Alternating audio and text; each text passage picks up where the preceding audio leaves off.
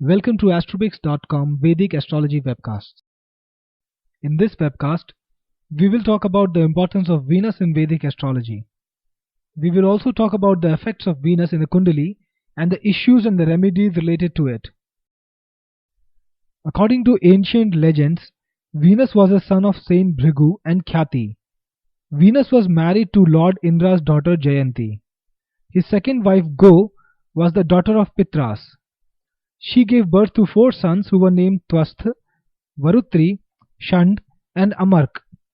Venus acquired Sanjeevani Vidya through tough penance and he used it to bring the dead demons back to life. Hence he was considered to be the Purohit of the demons. Venus is known by many different names like Usamn, Kavi, Bhargav, Bhrigu, Bhrigusut, Daityaguru, Sit, Sunu, Kan, Dan, Shukra and Vejya. Each planet gives different kind of results. Venus is the karak planet of 7th house in a Janam Kundali and it provides happiness since it is the karak planet of happiness and beauty. It is also the karak planet of creativity. Any creative or aesthetic work cannot be completed without Venus. One cannot get luxury without Venus. Hence, it is the karak of all these things. In gemstones, Venus is the karak planet of diamonds. The substones worn in order to strengthen Venus are opal and zircon. Any white or lustrous object can be associated with Venus. It is also the karak planet of waterfalls, flowers, youth, music and poetry. Venus has 2 signs, namely Taurus and Libra in Vedic astrology. It is considered to be in its own sign, Swarashi, in these 2 signs and gives auspicious results. It's considered to be in its Mool Trikon Rashi when it is in Libra from 0 to 5 degrees. Venus gives good results in its Mool Trikon Rashi too.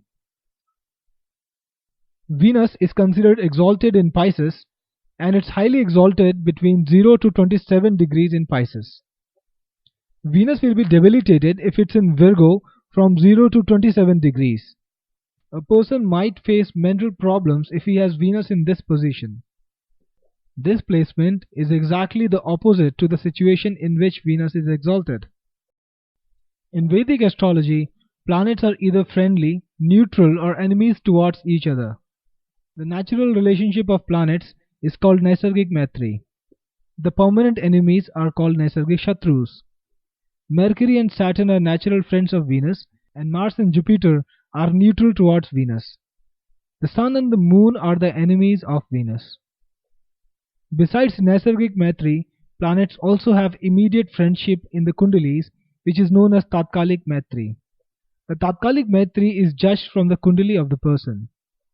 Venus will be friendly to the planets which are present 3 houses ahead and 3 houses back from its position in the Janma Kundali.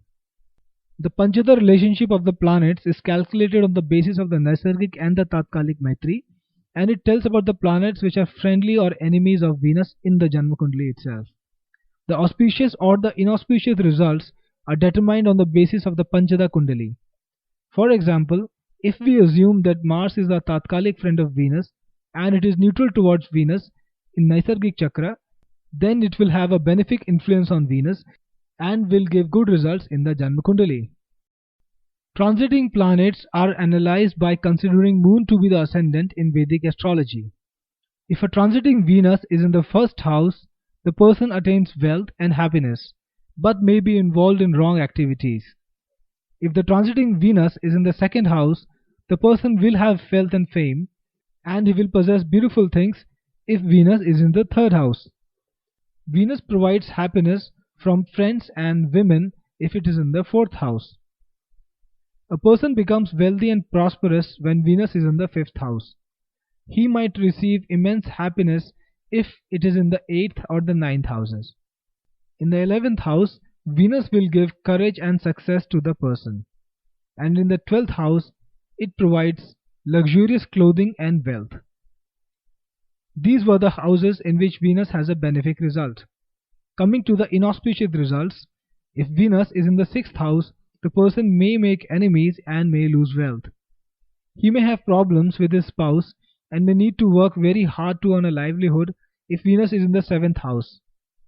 If the transiting Venus is in the 10th house, he may be involved in arguments and may make many enemies, lose money and get mental stress. The planet is also known as the evening star since it appears brightest at the time of sunset or sunrise. You should recite any of the mantras of Venus for 16,000 times if Venus is weak in your Janma Kundali or Varshi Kundali. You should also chant these mantras when Venus is the lord of an inauspicious house in your Kundali.